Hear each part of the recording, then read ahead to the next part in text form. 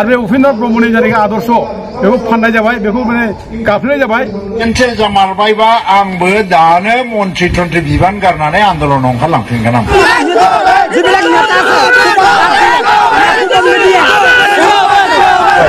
बे बिटिआर सुक्तिनि गेजेरजों जोंनि 6 दलनि कमिटिखौ सेस खालामनाय जाबाय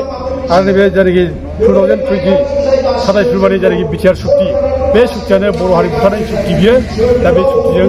जोंनि गोहोआ जोबलांबाय बेखायनो बे गोहोखौ जों लाखिनोब्ला जोंनि बिटिसिनि जायनाखि गोहो 6 दलनि गोहो बेखौ लाखिनोब्ला जोङो बयबो रायजो राजा दायथ' लानांगोन आरो फैगौ इलेक्सनाव जाय बे बिटिसिखौ लाबोदोंमोन आरो बे बिटिसिखौ लाबोदों जायफ्रा खुंदोंमोन जोंनाव डेभेलपमेन्ट लाबोदों जौगानाय लाबोदों बे बिटिसि लाबोग्रा हाग्रामा महिलारिनि जायनाखि केन्डिडेट बिपिएफनि केन्डिडेट खाम्फा बरगयारी दा बेखौनो जों बिदाथि महरै जोङो नांगोल सौगायाव बयबो भरनांगौ आरो लोगोसे उदालगुरि दरं बे समस्तियावबो जों दुर्गादास बर'खौनो भरनांगौ होननानै जोंनि बड'लेण्ड दुर्गादास सुरक्षा मन्थ्रिया अपेन डिक्लार होयो आरो उफाय गैया जों जाथिखौ गाबथारनांगौ बे जाथिनि थैनाय थांनाय बाथ्रा बे साधारन मोनसे इलेक्सन नङा बेयो आरो बे इलेक्सना सोरबा आइपिएस स्किम मोननाय नङा बियो सोरबा माने आइवाइनि स्किम मोननाय मोनै अरुणाचलनि स्किम मोननाय बेखौ बोराबनायनि बे इलेक्सन नङा बेयो जोंनि मेइन उद्देश्य जागोन जोंनि बे 6 शेड्युल पावारखौ जों बोरै गाबथानो आरो जों बे 6 शेड्युलखौ जों मोन्दोंमोन बिटिसिखौ जों मोन्दोंमोन गोबां सेक्रिफाइस गोबां मानसि थैलायनाय गोबां माने अयथासार जानाय बेखौ बेनि दारै जों मोन्दोंमोन दा जोङो दिनै बेखौ जे खबर लायोब्ला जोङो बे मानसि जे मुंख्लं जालांबाय थैलांबाय दा बिसोरनि अफिसार जोंनो नांगोन रायजोफोर बेखायनो जोङो दिनै थिरां खालामबाय जे जोङो 6 शेड्युलनि गोहोखौ लाखिनो थाखाय जोंहा फैगौ इलेक्सनाव जों नांगोल सौगायाव भट नांगौ बेनो थिरां जों खालामबाय आरो इउपिपिएलखौ मानो भट नाङा ट्रेक्टराव मानो भट नाङा जों बेबो खारना जाबाय बिसोरो माने रायजो राजाखौ थगायगासिनो दङ बिटिआर सुक्ति लाबोनानै बिटिसिनि खमथाखौ बिसोरो चेन्ज खालामगासिनो दङ दा गथे बिटिआर सुक्तिनि गेजेरजों बिटिसि सिफायग्रा हान्जाखौ जों सिनायनानै जों बिसोरनो भट नाङा आरो जों रायजोफोर जाति बुथारनायनि दायनिगिरि जों रावबो जानो नाङा रायजोफ्रा बिनि अंशिदार जानो नाङा दा लासिंसिं जाबाय डिफेन्स बर'नि रला दा डिफेन्स बर' बादि जातीय आफादनि सासे प्रेसिडेन्टआ जातिनि खोथा बुंनांगौमोन जातिनि थाखाय बाथ्रा बुंनांगौमोन दिनै बे जातिनि थाखाय बाथ्रा बुङाखै दिनै बर' फरायसा आफाद बादि गोथार आफादखौ दिनै बे फानबाय बियो दिनै बे देवानि बादि दिनै बिजेपिनि जे केम्पेइन खालामगासिनो दं लासिंसिं दिनै जे बर' जातिनि थाखाय जानाखि सुक्ति खालामनानै बिटिआरआ बे जे फ्लप जाबाय जायाखै बेखौ बिसोर बुंफैनो हाया बिसोरो जेबो बुंनो हाया दा दिनै एर'प्लेन गाखो जे बिजेपिनि केन्डिडेटनि माने जानानै भट होनो खावलायदों बे लासिंसिं आरो बे उपेन्द्र ब्रह्मनि जायनाखि आदर्श बेखौ फाननाय जाबाय बेखौ माने गाफ्लेनाय जाबाय बेखायनो जों बिनि जायनाखि रल डिफेन्स बर'नि जायनाखि रल जों बेखौ मुगैयो जों बेखौ माने निन्दा खालामो जायनाखि सुक्ति लाबोदोंमोन बेबो जाला होननानै लिरना होबाय डिस्ट्रिक्टफ्राव दिनै माबा खालामनायनि खोथा नवोदया स्कुल खुलिनाय खोथा बेखौ जाया होननानै लिरना होबाय आरो जों दिनै स्पर्ट्स इउनिभार्सिटि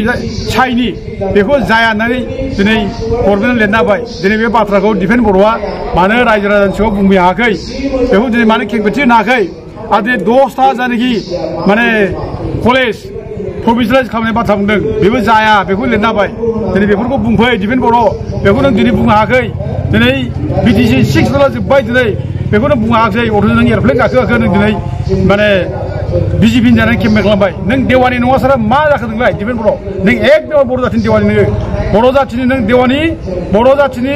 गोथार मोनसे जातीय आफाद फरायसा आफादखौ दिनै फानबाय नों सेवायांगा खालामबाय नों दिनै नों बिटिसिनि गामि दानखौ नागिरनानै बिटिसि जायनाखि मोनखानाय 3000 माने 89टा गामि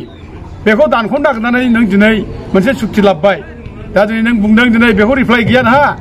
मानो दानखौ नागिरखो बेखौ रिप्लाइ गैया नों दिनै रायजोनि सिगाङाव बुंनादों जे बिदि सुक्ति जायाखैनो डिफेन्स बर'आ बुंदों बिदि सुक्ति खालामाखै आरो जा लिरदों सुक्ति बे माने नंखायसो लिरदों एथ' थगायसुला डिफेन्स बर'आ बेखायनो जों दिनै फैगौ इलेक्सनाव बे डिफेन्स बर'मोन बादि मानसिनि खोथा लानानै जों रायजोफ्रा आन्दाय नाङा आरो जोङो अबेबा स्किम मोननाय मोनै बेखौ लानानै जोंनि माने आन्दाय नाङा जोङो जातिखौ गाबथारनांगौ जातिया देरसिन बेखायनो फैगौ बिसायख'थियाव जाति गाबथारनो थाखाय बे 6 शेड्युलखौ रैखा खालामनायनि सार्थ'आव जों बयबो नैबे जायनाखि बिपिएफ हान्जानि पार्टि नांगोल सौगायाव खाम्फा बरगयारी आरो लोगोसे दरं उदालगुरियाव दुर्गादास बर' बेखौ भट नांगौ होननानै जों रायजो राजा बयखौबो जोङो बड'लेण्ड जौरायजों सुसामन्जु जानानै खावलायहरो रायजोफोर बे दिलीप सयखिया दरं उदालगुरि जानाखि बिजाथि बे बर'नि जेबो कन्ट्रिबिउसन गैया बेहा बर' बिरुदि बियो दा बिजेपिनि केन्डिडेट बियो दा बिनि जानानै दिफेन बर'आ जे एर'प्लेन गाखोलायनानै गिदिंदों भट होनो थिनदों लासिंसिं गावहानो केन्डिडेट दंखायो बे जायगायाव बर' केन्डिडेट दुर्गादास बर' बेनो बे होननो थिननो हाया लासिंसिं आरो जों बिजेपिनि खुनु माने केन्डिडेटनो बर'फ्रा भट होनो नाङा जेखि धोरोमनि मानसिया मानो भट होनो नाङा दा दिनै बिजेपिया ट्राइबेल रिजार्भेसन खथाखौ दानना गासिनो दं बुंगासिनो दं अपेन बुंगासिनो दं खुला खुलिनो बे ट्राइबेल रिजार्भेसन थानायनि थाखायनो इन्डियाआव कास्ट सिस्टेमा फैदों गावस्रा असे जाथिनि गेजेराव भेदभाब फैदों होनना बुंदों माने नरेन्द्र मदिया दा उथे बेबायदि सरकारनो बेबायदि सरकारनि केन्डिडेटनो जों मानो भट होनो जों रावबो होनो नाङा आरो दिनै बे नरेन्द्र मदिनि बिजेपि सरकारानो दिनै इउपिपिएलजों लोगो लानानै जोंनि मोनखानाय 6 बिलनि गोहो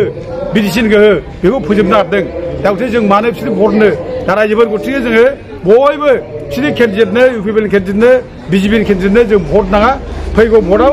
नांगोलनो भट हो बिजेपिनिनो पार्टि केन्डिडेट नांगोलनो भट केन्सेल जामारबायबा आंबो दानो मन्त्रि तन्त्रि बिबान गारनानै आन्दलनाव ओंखारलांफिनगोन आं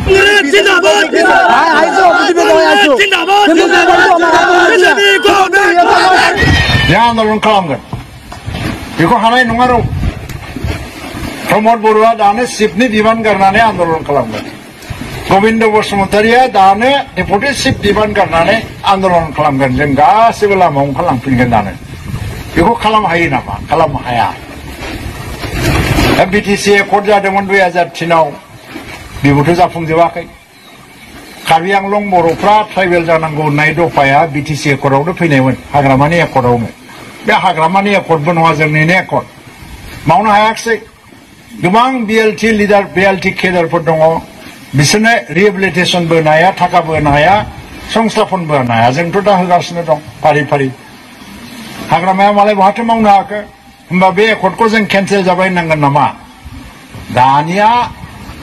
बो केन्सेल जानायनि बाथ्रा गैया फैगौ 5 बोसोरसोनि गेजेरावनो बे एकर्डआ गासिखौबो मावफुंजोबनाय जागोन आरो माबा डिसिनो पावार होदों होननानै बिराद दावराव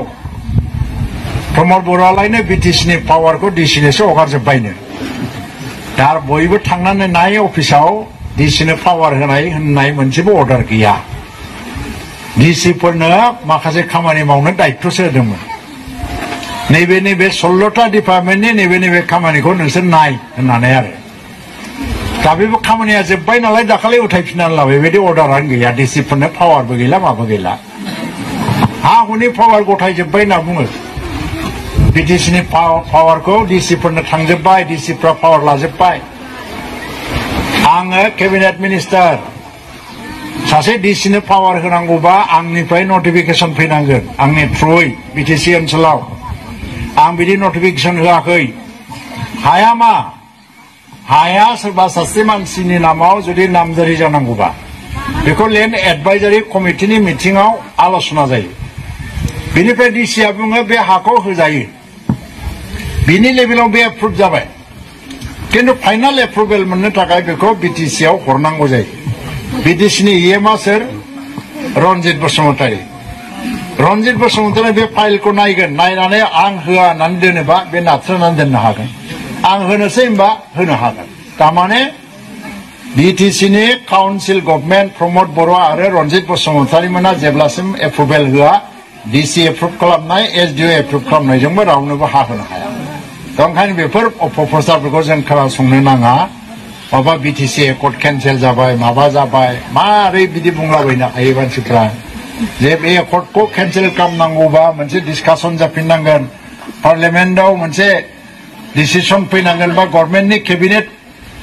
लेभेलाव मोनसे डिसिसन फैनांगोन आरो बिदि डिसिसन जाबायबाथ' आंबो मिथिनांगौ दा बेफोर मोनसे भुवा खोथाफोरखौ फोसावनानै बिसोर मानसिफोरनि गेजेराव बिदि भट आदाय खालामनो नागिरदों आं दिनै मोनसे गेरेन्टि होलांदों जे बे एकर्डआ केन्सेलथ' जानाया बाद दोन बे एकर्डनि मोनफ्रोमबो दफाया फैगौ 5-10 बोसोरनि गेजेराव 100% मावफुंजोबनो हागोन जोङो मावफुंजोबनाय जागोन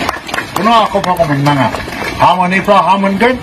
न' मोनैफ्रा न' मोनगोन अरुणदय मोनैफ्रा अरुणदय मोनगोन आरो बिटिसिनिफ्रायबो जेसेबां बिथांखि दङ बेखौ जायफ्रा मोनाखै मोनजोबगोन ओंखायनो दा मोनसे थांखि लादो मा आरो मानसिफोरखौ बुजायनांगोन जोंनिनो मावथिफोर गोजा मानसिफोरखौ बुजायनांगोन मानसिफोरखौ मोजाङै बुजाय गोसो होनानैनो बुजाय अननायजों बुजाय मोजां मोननायजों बुजाय जाहाथे एबार गोरोन्थि जाहाथे डिसिसन लाया आरो ट्रेक्टर सबियाव भट होनानै जोंनि जयन्त बसुमतारीखौ जाहाथे देरहासार खालामो बेखिनिखौ बुंनानैनो काबुआ जरा ओनसोलनि रायजो राजाफोरनो आंनि गोसो गोरबो सिंनिफ्राय उनाव फैबावनोसै थाबैनो इलेक्सन बाय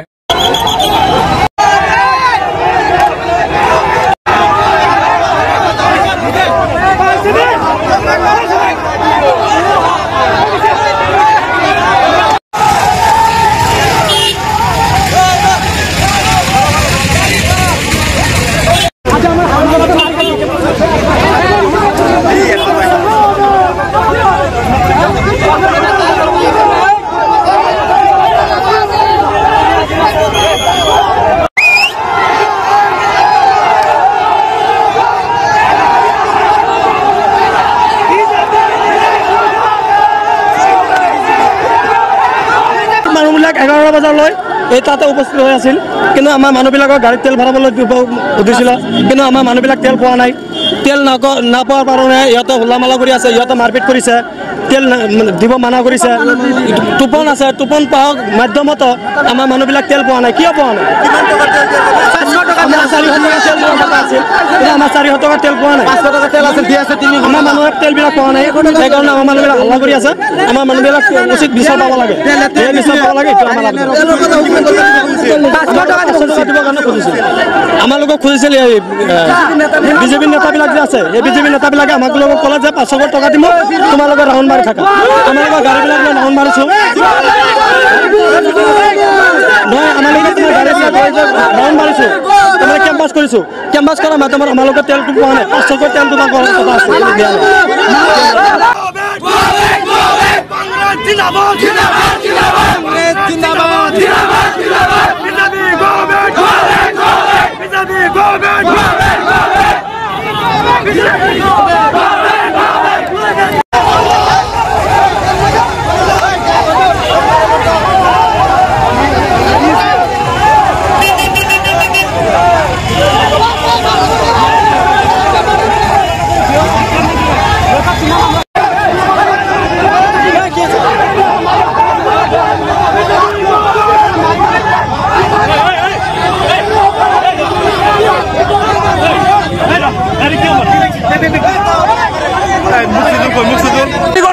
ইয়াত বহি আছো 4 ঘণ্টা হল আমাক তেল ভৰাও পইচা দিয়া নাই আমাক তেলো ভৰা দিয়া নাই কোনো দিয়া নাই আমাক আজি আমি মিটিঙত বিজেপিৰ মিটিঙত আহিছো আজি হিমন্ত মামা আহিছে আমাৰ ৰাতিপুৱা পৰা ঘূৰাই আছে তেল ভৰাই দিব আমাক তেল ভৰাই দিয়া নাই আমাক 500 টকা দিব কথা আছিল 500 দিয়াই নাই আমাক একোৱে দিয়া নাই যদি নিদিয়া কি কৰিব আমি ধন্যবাদ দি আছো কুপনটো মানুহক চিনি দি আছে কুপনটো যিবিলাক নেতা আছে কুপন নিদিয়ে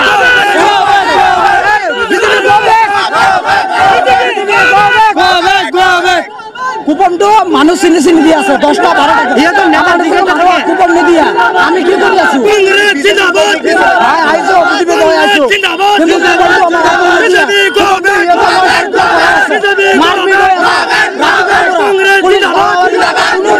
কোনে বিচাৰটো কৰিব ইয়াতে আইনটো কোনে কৰিছে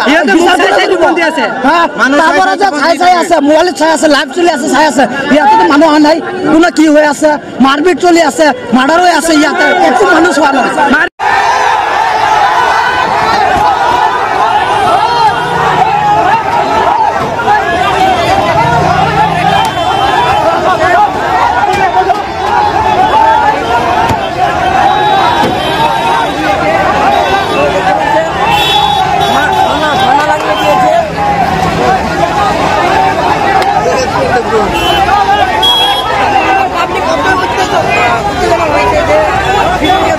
Vale.